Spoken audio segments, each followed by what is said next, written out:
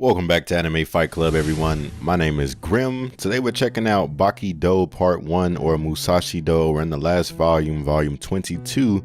We'll be checking out chapters 192 through 194. Chapter 192 entitled Kin no Do. And this was, Path of the Sword. Now, the last video was super cool because Baki essentially imitated Musashi. Well, he made him think that. Like he used so many things at once. A surprise attack, psychological warfare, and then him just being dope, man. It was crazy. He took Musashi's sword. I don't know, last video is just great. So I'm excited to see what's about to happen. We got 2 parts left. This is part 1. I can't wait. So let's just go. So 192, Path of the Sword. Musashi looks at Baki holding the short sword and asks, "With that sword? Stop joking around." Everyone in the audience is just listening intently. It's Baki standing here, smiling. Look at his face. His head looks bigger than the rest of his body. He's holding this sword. I can't use a sword for my life, but who knows, right? Then it gets serious. Imitating Musashi's style, I believe. Musashi's looking at his hand. Baki plants this foot, looks as though he's about to throw this sword again. No, he just swings it. Ooh, great swing. Musashi says, "Oh." Baki looks onward. He continues to do something. He's continuing to swing it. The audience is shocked at the fact that he's using a weapon. He's flipping it all over his fingers. You might be an amateur, but you've got the logic, right? Even an amateur can kill with a sword because swords are designed for that purpose. Musashi's just standing here super cool, Indian style. It slaughters anyone easily. Is he really going to do it? Asks Matobe as he takes a swallow. He's serious, thinks Doppo.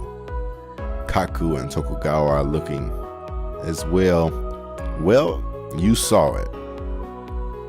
The swords have been snatched from my hands, but the demon will always get a hold of the steel club. Talk about a reassuring metaphor. What a great metaphor too. Man, but the person on the onslaught will always find a weapon. That was dope. From the very beginning, the demon and his steel club are 2 different things. They can't always be together at all times. The sword that got snatched isn't my sword.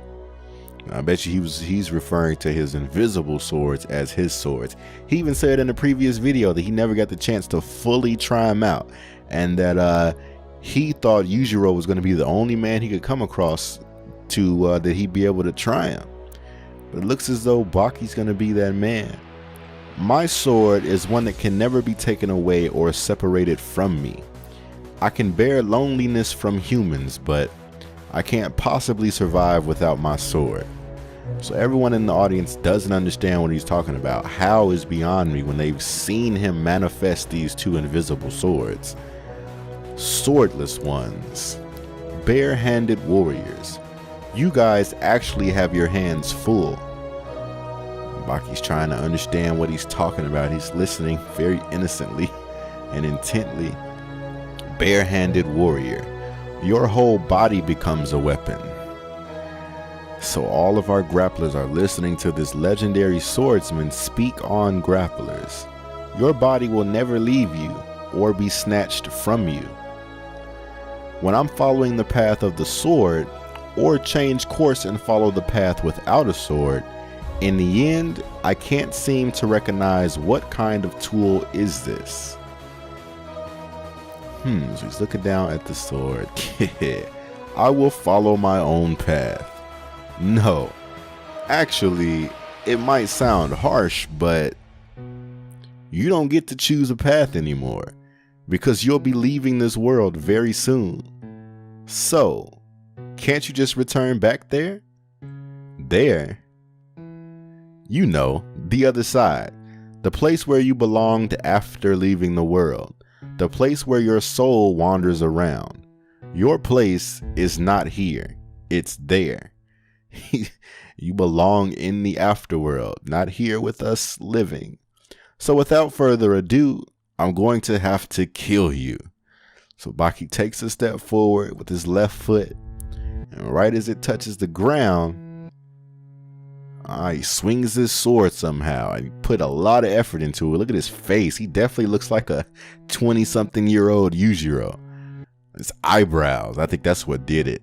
His eyebrow and the look on his face. Oh my goodness, he's definitely his daddy's son. So he threw that sword, swung it. Musashi clasped it with both his hands and stopped it. But something must have went wrong. He says, "Eh?" And then there's sounds. Shak, shak, shak. Chapter 193, the finale. Shak. So it must have been a clash. He caught it. And maybe we're hearing the struggle between Baki and Musashi as Baki tries to press this blade forward and Musashi tries to stop it. I had no doubt that you would catch it. Last time he said that, Musashi's soul left his body. So Musashi's attention changes. He looks over to his right. Wait a minute. Is this Lady Tokugawa? But why are you? Alright. Oh, this is about to be a letdown. Oh, man. So Lady Tokugawa rushes in, wraps her arms around Musashi's head, gives him a kiss. I'm assuming this is part of the ritual to extract the soul from the body. So Baki successfully distracted this man by swinging his sword, but Lady Tokugawa rushed in and is apparently about to finish the job. So Tokugawa, our Tokugawa, seems to be hip to what's going on, while everyone else is adeptly shocked. Like, you should definitely be shocked. Everyone else is shocked. What's happened? No one said a thing, but everyone's looking on like, what? He's kissing this man, there's blood all over his face just from his fight with Baki. And if you look at his eyes, there's life here and it just starts to fade. Yep, they showed it even more here. Had pupils and then they just went away. Did she transfer his soul to her? Because now her eyes look crazy. Wow, she's apparently done. Musashi drops the sword, starts to buckle as he falls over. He hits the ground. But now Lady Tokugawa has the same stance as Musashi. Hands, knees bent, everything. Neck cricked, everything. She looks exactly like Musashi now. Who is she? Asks Katsumi. Who is she? Asks the Shinogi brothers. She chants a chant in some unknown language. Who?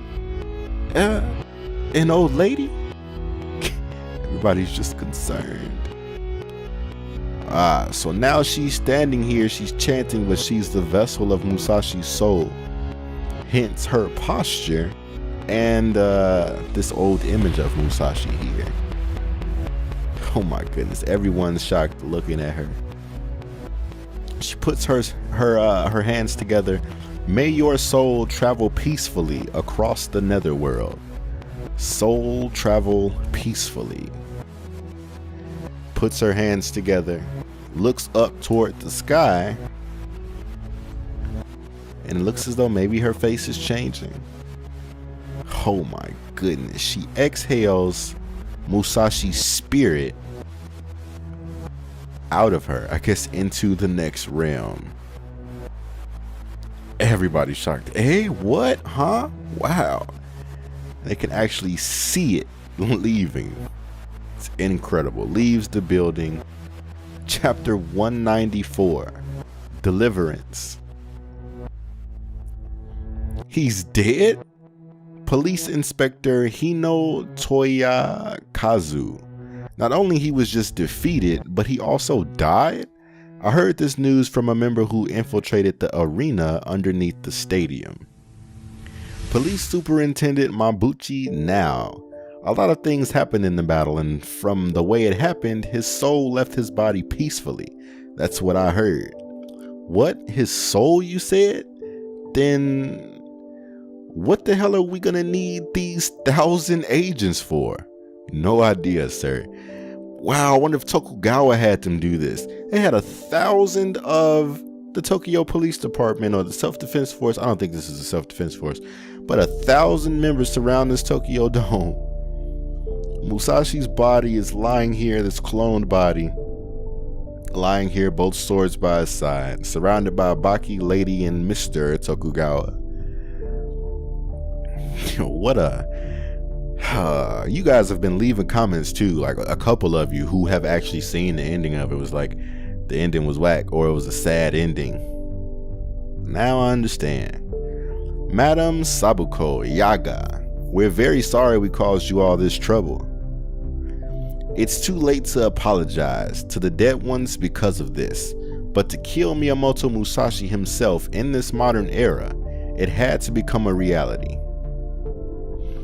There are some things that will definitely happen in this world, other things that definitely won't happen in 1,000 years. In general, worst case scenarios are just part of one's imagination. Even so, we cannot give up on those. When a violent monster is released in the middle of the city, what will happen? How will we react to it? King Kong. I'm so glad they didn't.